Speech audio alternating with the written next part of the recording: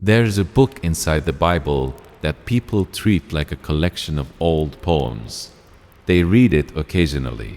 They quote the famous verses. Psalm 23 at funerals. Psalm 91 when they're afraid. Psalm 46 on a coffee mug. But most people have never sat with the Psalms long enough to realize what they actually are. They are not poems about God. They are conversations with God. Raw, unfiltered, sometimes desperate, conversations from real people in real pain, who had nowhere else to take what they were carrying. And what makes them extraordinary is not the eloquence, it's the honesty. The writers of the Psalms said things to God that most of us barely allow ourselves to think. And God not only received those conversations, He preserved them, placed them in the center of His Word, made them available to every person who would ever need them. Augustine spent years with the Psalms.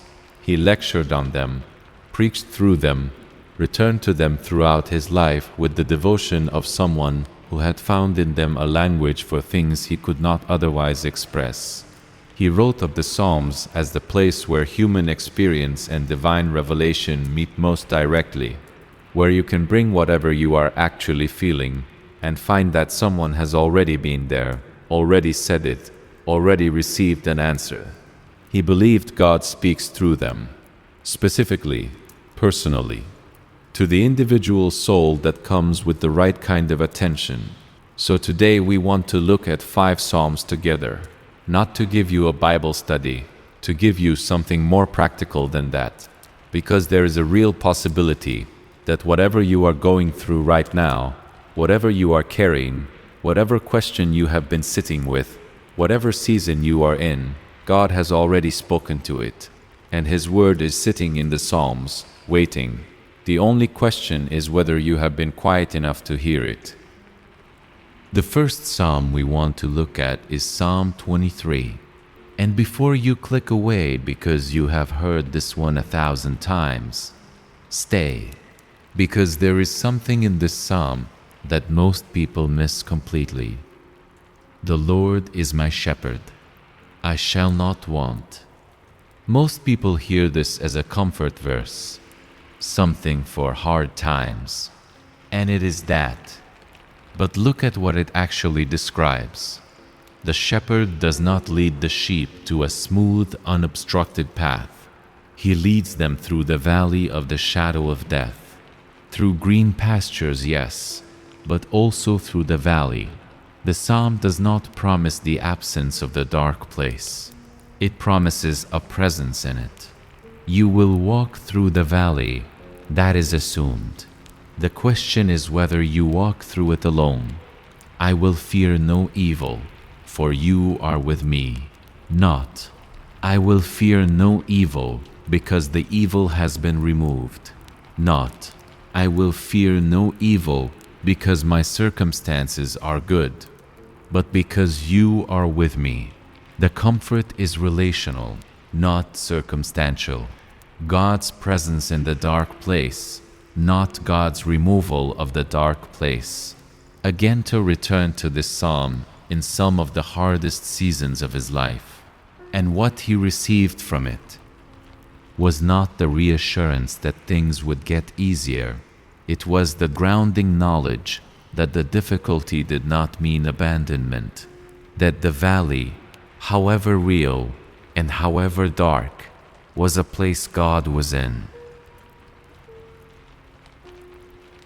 That the shadow was not evidence of absence but simply the nature of the terrain, and the shepherd was still leading. If you are in a valley right now, if the season you are in is genuinely dark, and the path is genuinely unclear, Psalm 23 is not telling you it will end soon. It is telling you something more important than that. You are not in it alone. The shepherd who leads into the valley is the same one who leads out of it, and his rod and staff, his active, engaged, personal presence, are with you in every step of the between. Read Psalm 23 tonight, slowly, not as a comfort verse, as a description of right now, as a word spoken directly to the specific terrain you are walking through. The second psalm is one that fewer people know, Psalm 62, and it addresses something that most of us experience but rarely name. My soul finds rest in God alone. My salvation comes from Him. Rest in God alone, not primarily in God, with other things supplementing. Alone.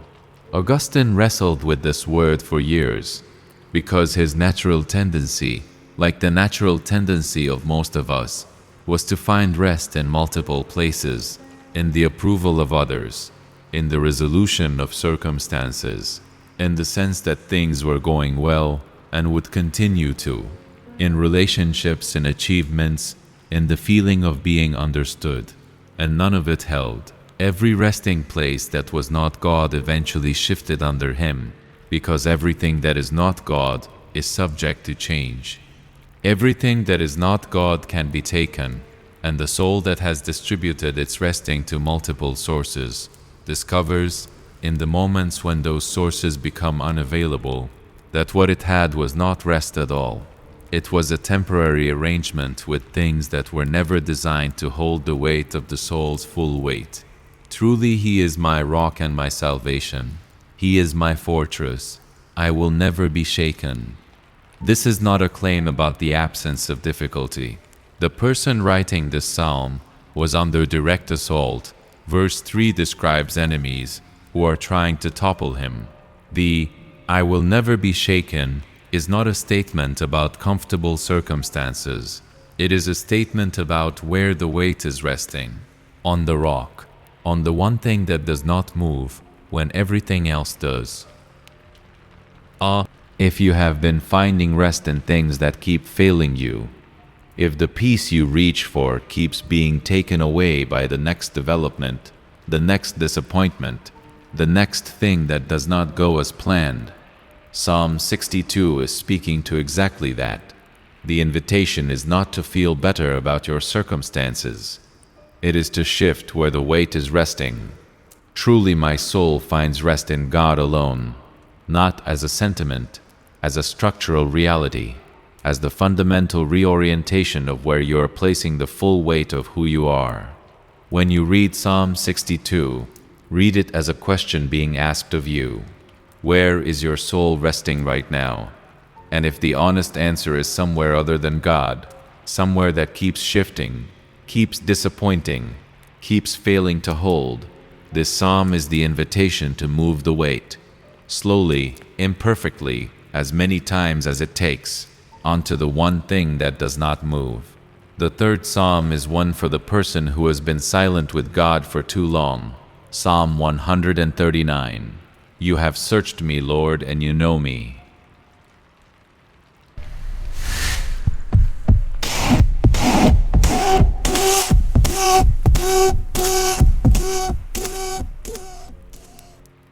Augustine called this the most intimate psalm in the entire collection, and reading it you understand why. Because it describes a kind of knowing that is almost uncomfortable in its completeness. God knows when you sit and when you rise. He perceives your thoughts from afar. He discerns your going out and your lying down. He is familiar with all your ways. Before a word is on my tongue, you, Lord, know it completely. There is nowhere to hide in Psalm 139. The writer tries verses 7 through 12 describe it directly. Where can I go from your spirit? Where can I flee from your presence? If I go to the heavens, you are there. If I make my bed in the depths, you are there. If I rise on the wings of the dawn, you are there. End of part 1. The psalm is not written as a threat. It is written as a wonder. The writer is not horrified by the impossibility of hiding from God. He is amazed by it, stunned that a God of that magnitude would care about the specific interior of one human being's life with that level of attention. For you created my inmost being. You knit me together in my mother's womb. The same God who made the stars knew what he was making when he made you, not the general category of human being. You, specifically, with the particular design of your personality and your capacity and your calling and your need, knit together with intention, not assembled randomly but formed. If you have been feeling like you do not matter, like you are one of billions and your specific interior life is not the kind of thing that reaches the attention of God, Psalm 139 is the direct answer to that feeling. It is not a feeling that God corrects gently. It is a feeling that Psalm 139 is the direct answer to that feeling. It is not a feeling that God corrects gently. It is a feeling that Psalm 139 pounds. 1. Demolishes, verse by verse, with the specific, detailed, breathtaking description of a God who knows you more completely than you know yourself, and who made you that way on purpose.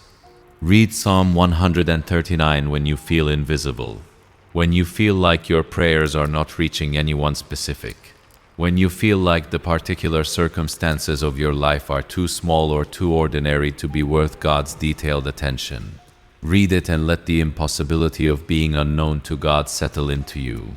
Let it do what it was written to do. The fourth psalm is for the person who is exhausted by waiting. And if you have been praying for something for a long time without receiving an answer, this is the one God may be speaking to you through right now. Psalm 40. And it begins with one of the most honest lines in all of Scripture. I waited patiently for the Lord. He turned to me and heard my cry. Waited patiently. The Hebrew word there is not the polite, serene waiting of someone who has made peace with the timeline.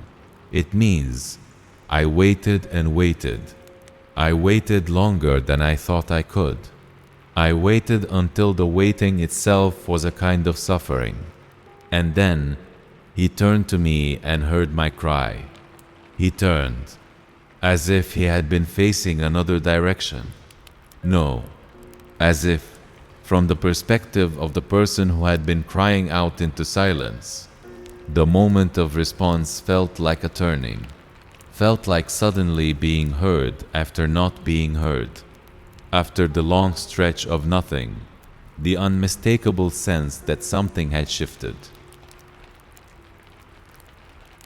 From the suffering, he unmistakable sense that something had shifted. The unmistakable sense that something had shifted. The unmistakable sense that something had shifted. Augustine sat with this psalm in the years of his own unanswered questions. He understood the specific suffering of the person who has prayed with genuine faith and received silence in return. And he wrote of the psalm not as a promise that the waiting would be short, because sometimes it is not short, but as a testimony, as evidence from someone who had been on the other side of a long wait and could report back, he heard, he turned, he pulled me out of the slimy pit, out of the mud and mire. Verse 3. He put a new song in my mouth, a hymn of praise to our God. Not the same song, a new one. The testimony that comes from the other side of the waiting is different from the faith that existed before it. It carries a weight, a specificity, I know this from my own experience quality, that nothing else produces. The person who has waited long and seen God come through has something to say about God's faithfulness that the person who has never waited does not have. Your waiting is not empty, even when it feels like it. And Psalm 40 is the word of someone who has been where you are and seen what happens on the other side of it. The must 19. Even when it feels like it. And Psalm 40 is the word of someone who has been where you are and seen what happens on the other side of it. The unmistakable sense. Yeah, The unmistakable sense, the waiting of Mott and Meyer. Read Psalm 40 when the waiting has gone on longer than you thought it would, when the silence has started to feel like answer, when the faith is holding but just barely. Read it and remember that the turning always comes. The fifth psalm is perhaps the most powerful of all for the specific moment we are in collectively. Psalm 46. God is our refuge and strength, an ever-present help in trouble. Not a distant help, not a help that requires you to reach a certain level of faith or a certain level of prayer before it activates. Ever-present, already there, already available, not on its way here. Therefore we will not fear, though the earth give way and the mountains fall into the heart of the sea. The imagery is intentional. This is maximum chaos. This is the world as it could possibly be at its most unstable, the ground literally disappearing, the mountains collapsing into the sea. And the response is not, we will not fear because the earth will not give way. It is, we will not fear though the earth give way. Even in the worst case, even if everything that seemed stable becomes unstable, because the refuge is not in the stability of the world, it is in the stability of God, and God does not destabilize with the world. Then, verse 10, one of the most quoted lines in the entire Bible, "Be still and know that I am God." Augustine considered this the central verse of his entire theology of peace, not as a passive suggestion, as an active command that reveals something essential about the nature of knowledge of God. You cannot know God, truly know Him, know His character, know His faithfulness, know the settled reality of His presence, while you are moving too fast. The knowing requires the stillness. The recognition requires the quiet. The I am God cannot land in the interior that is too busy managing the chaos to receive it. Be still, not as a spiritual luxury for people with uncomplicated lives, as the specific, necessary, non-negotiable act of someone who wants to know, genuinely know, not just believe in theory, that God is God, that He is in control, that the chaos has limits that He set, that the mountains may fall but He does not. If the world around you feels unstable right now, if the ground beneath you has shifted in ways you did not expect, and the mountains of your particular life have seemed to fall, Psalm 46 is the word. Not that everything will be stable again soon, that there is a refuge that the instability cannot reach. Be still and know. Start there. Just that. Whatever is pressing, whatever is urgent, whatever demands that you keep moving and keep managing and keep solving, for 5 minutes, be still, and let the knowing come, the settling, the quiet recognition that underneath all the instability is something that does not move, that something has a name, and He is here. These 5 Psalms, 23, 62, 139, 40, and 46, one for the valley, one for the resting place, one for the invisible, one for the waiting, one for the unstable ground. There is a reasonable chance that your life right now touches at least one of these, maybe more than one. Augustine believed, and wrote about at length, that Scripture is not a static document that says the same thing to every reader at every time. It is a living word that speaks specifically into specific seasons. The same verse that meant one thing 5 years ago means something entirely different today, because you are different. And what God needs to say to you now is different from what He needed to say to you then. Which of these 5 Psalms is speaking to you today? You do not need to decide analytically. You probably already know. Something in the reading may have caught. A phrase landed differently than you expected. A description of a season matched your own more closely than you would have liked. That is not coincidence. That is how God speaks through these Psalms. with a specificity that your general reading might miss, but that comes through clearly when you bring your actual life to the text and let the text speak into it. Go back to the one that caught you. Read it slowly. Read it more than once. Bring to it whatever you are actually carrying and let it say what it was written to say. And if you find yourself wanting to tell someone what you discovered, what God said to you through which psalm and why it landed, the comments are here. Write it, not as performance, as testimony, because the person who comes after you and reads what you wrote may be in the exact season you were in when you needed to hear it. That is not as performance, as testimony, because the person who comes after you and reads what you wrote may be in the exact season you were in when you needed to hear it. God speaks through the Psalms. He has been speaking through them for thousands of years, to shepherds and kings, to the desperate and the grateful, to the ones in the valley and the ones on the other side of it. He is still speaking. The question is only whether you are still enough to hear. Subscribe and come back next week, dear soul. There is more He wants to say. Go in peace and go read a psalm. Go in peace and go read a psalm.